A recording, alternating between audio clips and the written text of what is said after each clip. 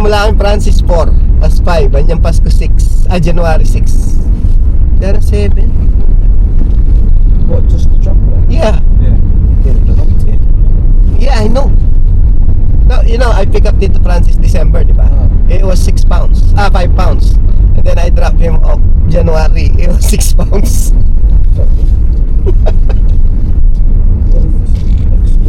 It is. As a Stansted nga, 8 pounds eh. Yan, yan, no, Mura na eh. Kaya tayo. sige, no, pwede.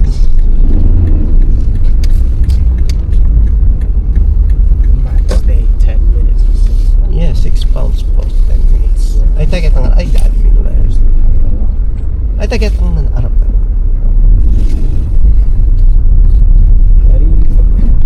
Ha? You pay online. Okay. You get all it. Sana all.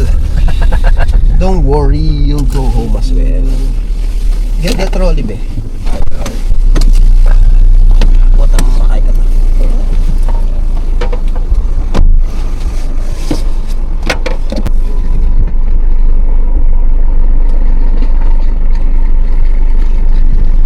Pamay ko. Kanina ka pa. Kanina. Pamay ko. No, that's what the mic. Pabalik ko na lang. No, kabit mo dyan, Kaya tutak ko yung kan.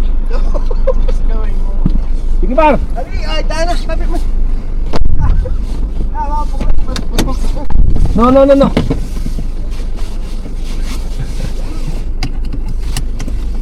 O sige, ingat kayo na. Thank you, Adam, bigay mo na yung... Ali mo na.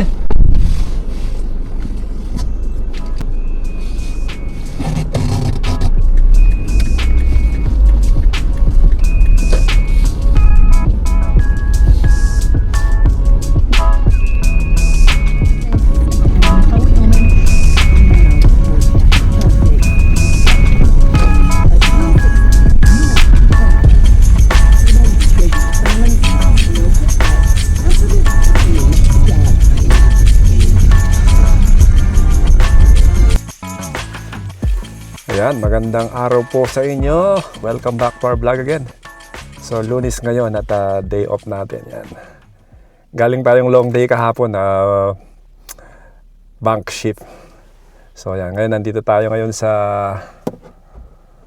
Taplow again. Yan. Dati na tayo nagpunta rito. Kasama ko si Joe dati nung nag-vlog tayo. So, ngayon ako lang mag-isa. Kagagaling ko actually ng Heathrow. Terminal 4. Dinrap ko sila paring Dustin. Yan, uuwi sila ng Pilipinas. Kasama si Andre, yung anak niya. Magba-volleyball, magta-tryout sa volleyball. So hopefully maging maganda yung resulta nung pag-uwi ni Andre sa Pilipinas yan. Good luck. So kayo naman, dahil day off natin, walang tao sa bahay ngayon at ako lang mag-isa doon sigurado.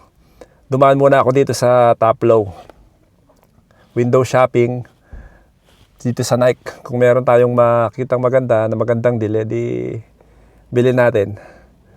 Tapos plano ko na rin mag-lunch dito sa diyan sa may McDonald's. Yan, para budget. May Nando's din doon, pero ako lang mag-isa, okay lang ako sa McDonald's yan. Siyempre, Lunes ngayon eh. Kailangan tipid. Kasusweldo lang natin, pero matagal-tagal pa yung susunod na sweldo, kaya kailangan tipid tayo. Yan. Baba muna tayo. Tsaka na tayo magtingin sa Nike.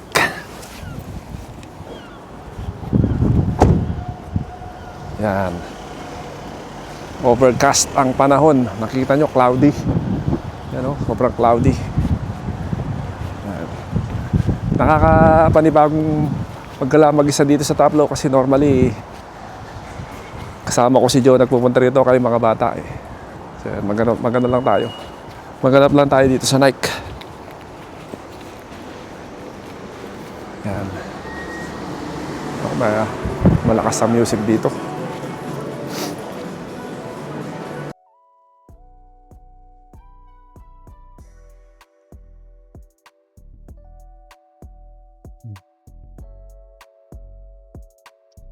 Doon tayo sa malalaki mga Naka 50%.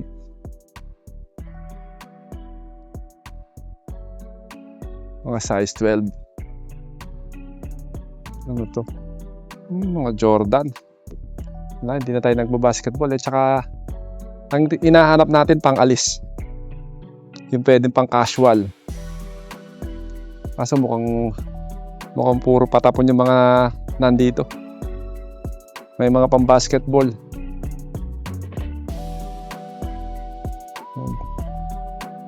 Luka.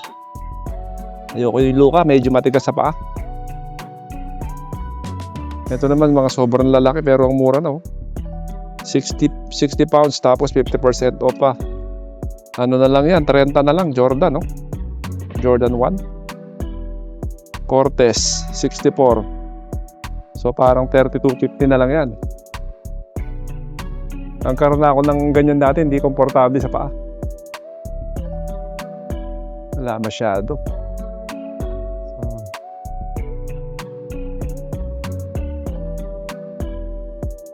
So, hindi na tayo magtatagal dito, palagay ko. Yun lang yung mga size kong sale, eh. Yan. Hanap tayo sa clearance. Ito, clearance.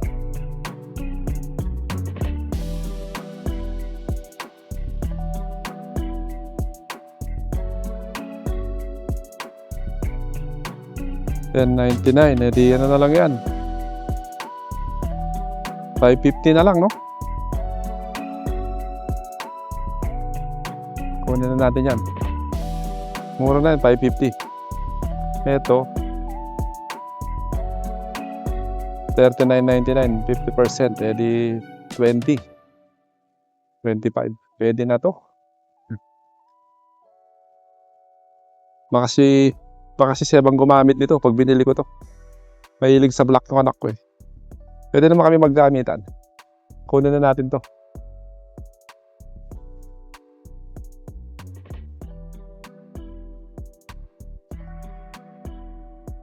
$22.99, eh, mahal pa.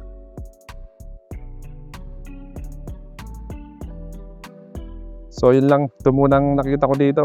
Pero mukhang okay na to. Bilis natin sa Nike, ah.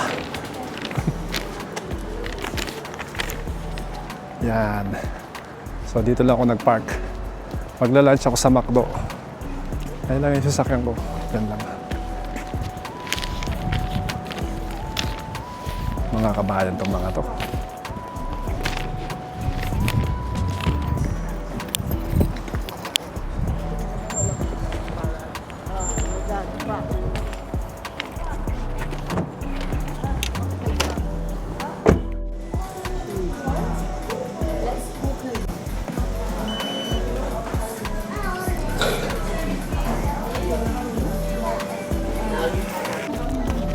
Yan, dito na tayo. Anong order natin? Chicken cheeseburger. Secret menu daw. Try natin. Tsaka hot chocolate. Yan. Tapos fries lang.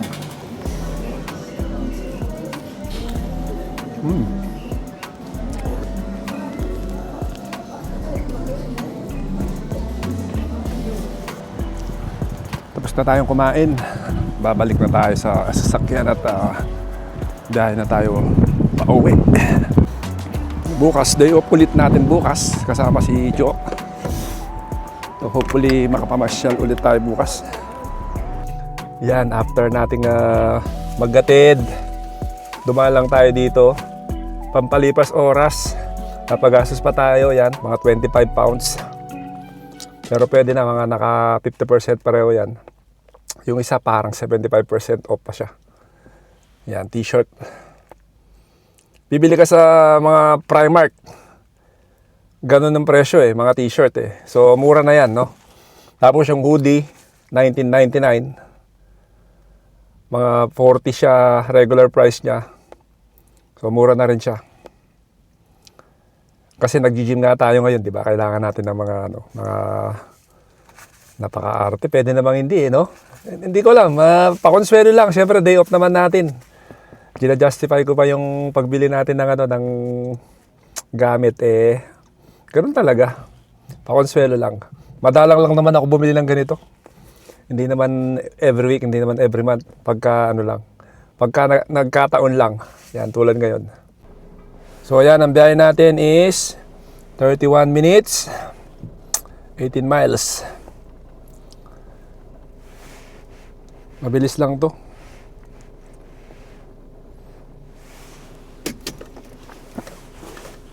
Yung ating hot chocolate mainit pa. Sarap. Ano siya? Biyahe na muna tayo. Ayos.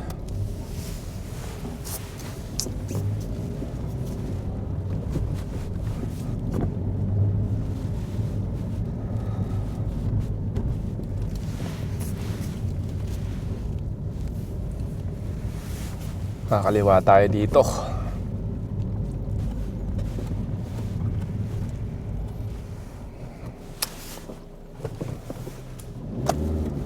Pwede rin tayong kumanan, kaya lang dito na tayo sa motorway para mas mabilis tayo. Yan. Laging gloomy yung panahon dito sa atin ngayon lately.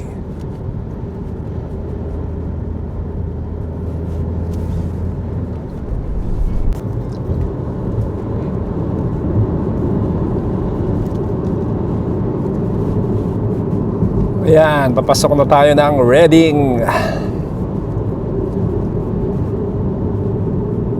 Ayan, mag-go pa tayo. Sakto tayo sa stoplight. Kaso dito na yung umpisa ng traffic. Yan ang ayaw na ayaw ko. One lane siya, magiging one lane. Tapos lahat sila nagsasaksakan sa ano. Alam naman nila magiging one way na lang, magiging one lane na lang, pero nagtu-two lane pa rin sila. Siyempre, ang mangyayari, singit-singit. Kaya nagkaka-traffic. Hindi ko alam ba't nila ginawa to dito sa amin. Ginawang bus lane yung isang linya rito. Ayan, tignan mo. Singka siyas na puntok kayo na ganyan. Diba? O siya. Traffic. Ito ng mga bus. O, may bus lane. O, diba? Ito yung part ng Reading na traffic lagi. Pwede na tayo dito para maiwasan natin yung traffic.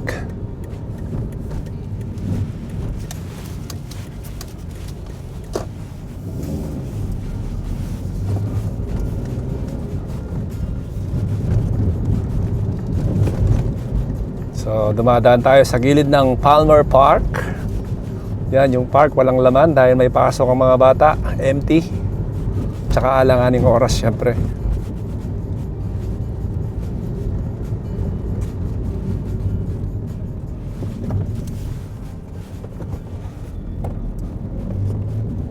Alright. Pwede rin tayo dumaan doon sa school ni Basti. Pakita ko sa inyo yung school ng anak ko. Pwede tayong kumanan at pwede din tayong kumaliwa. Kakaliwa tayo para makita nyo yung yung school ng panganay ko. Daanan natin. Oops.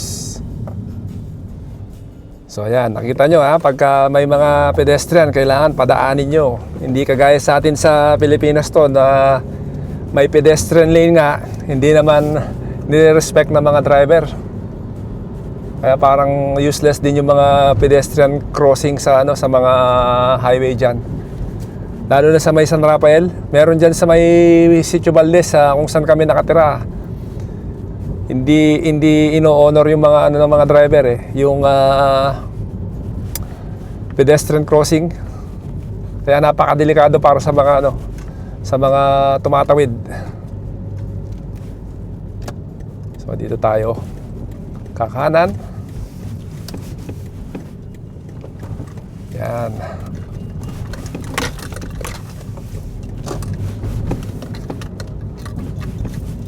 So ito school din to, UTC. Tapos yung school ni Basti, makikita nyo sa kaliwa. Ayan, yung nasa kaliwa. Yung kulay white na building. Ito, yan. Diyan siya nag-aaral, si Basti. Napakalapit sa bahay namin. So, yan. Ito na yung aming kumbaga barangay namin to. So makikita nyo yung mga bahay dito, iba-iba rin. May mga malalaki, may mga syempre maliliit, kagaya nyo sa amin, mga dikit-dikit. Yung mga bahay na hiwa-hiwalay, yung mga tirahan ng mga may kaya nung unang panahon. Tapos yung mga kagaya ng mga sa tinitirhan namin, ang mga nakatira daw doon mga workers. Yan, yun yung sabi nila. Yun.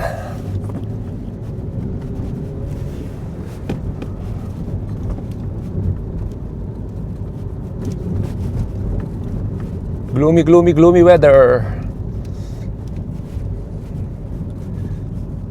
Kailangan dito sa UK, pagka dito ka nakatira, ka lang lagi. Think positive. Disregard the weather. Kasi pagka yung weather, nagpa-apekto ka sa weather, patay ka. So, yan. Tingnan nyo, ang ganda ng mga puno, no? Mga puro kalbo. Mga ilang linggo pa. Hindi, mga isang buwan pa siguro, isang buwan. Mga or 6 weeks maybe.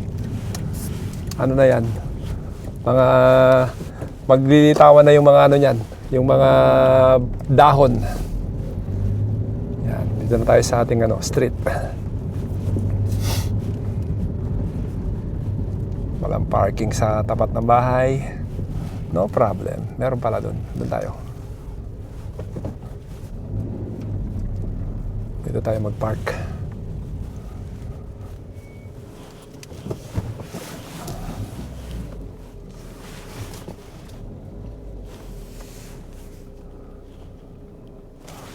Parallel parking ang labanan dito sa amin. Ayan. So kung yung kotse mo ay medyo maganda, kailangan ready ka sa mga mga gas-gas. Kasi normal dito yung mga gas-gas eh. Yan. Pagkagising mo, meron ng gas-gas yung mo, gilid mo. O yan. Dito na tayo. Ayos. So ayan, mga 2:00 na. Dito tayo sa bahay. Pahinga muna tayong konti bago dumating yung mga bata. Tapos hindi ko pa alam kung ano lulutuin ko. So ayun, chill muna tayo.